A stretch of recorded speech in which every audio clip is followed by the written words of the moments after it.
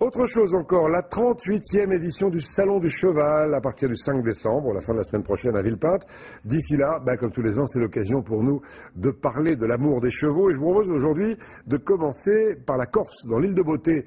Il n'y a plus que 5 maréchaux ferrants, avec l'un d'entre eux, un jeune passionné vraiment de 35 ans, à Calvi, Éric Boucher, Sophie Hernandez. Il ne se passe pas une journée sans que j'aille voir des chevaux. Moi, je suis itinérant, ça fait bien des années qu'on n'emmène plus les chevaux chez le maréchal. Avant, il y avait un maréchal dans chaque village, et maintenant, c'est le maréchal qui se déplace dans les écuries.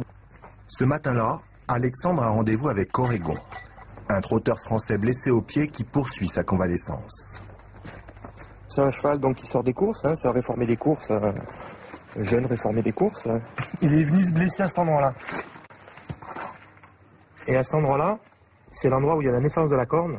Et la corne, à un moment donné, grosso modo, a arrêté de pousser, on va dire.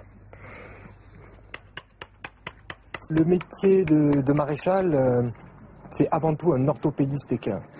Il faut savoir qu'on a des chevaux qui ont énormément de problèmes de pied. Le sabot pousse tous les mois, environ 1 cm, 1,5 cm par mois. Et ils ont besoin de pouvoir justement enlever cet excédent de corne, faire un parage de manière à récupérer les aplombs. Avec ces ferrures adaptées à chaud sur le pied, les blessures d'Oregon seront soignées en quelques mois. Il y a un proverbe qui dit « pas de pied, pas de cheval ». Donc si vous n'avez pas de bons pieds, si vous n'avez pas un bon maréchal, vous ne pouvez rien faire avec votre bête, tout simplement. Grâce à Alexandre, Oregon pourra bientôt retrouver les terrains de course d'endurance.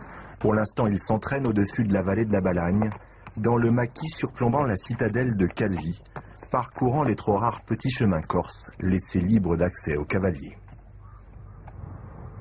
Des chevaux, Alexandre en suit beaucoup.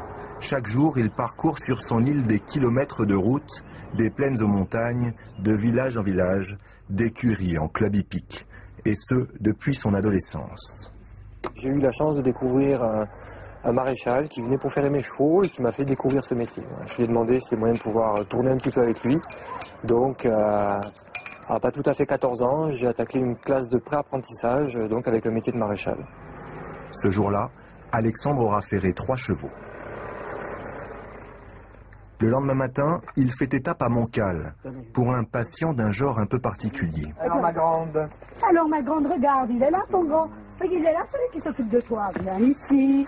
Ah, on a la ferrure de l'âne qui ne concerne maintenant que les ânes qui travaillent, qui font le débardage du bois. Le chêne de liège, beaucoup en Corse du Sud. Les châtaignes. Alexandre pratique la maréchalerie à l'anglaise. Contrairement à la française, il soulève seul les pattes de l'animal.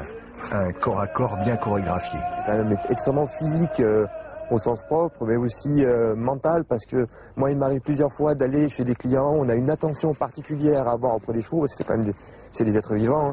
Et voilà, des gestes tendres, témoins de l'amitié entre l'homme et l'animal. J'ai 35 ans, on peut dire que j'ai quasiment voué les 2 tiers de ma vie pour les chevaux, donc je ne suis pas prêt de m'arrêter. Je continue. Formidable passion d'un jeune maréchal ferrant et l'amour du cheval. On aura l'occasion d'en reparler souvent jusqu'au salon le 5 décembre à Paris.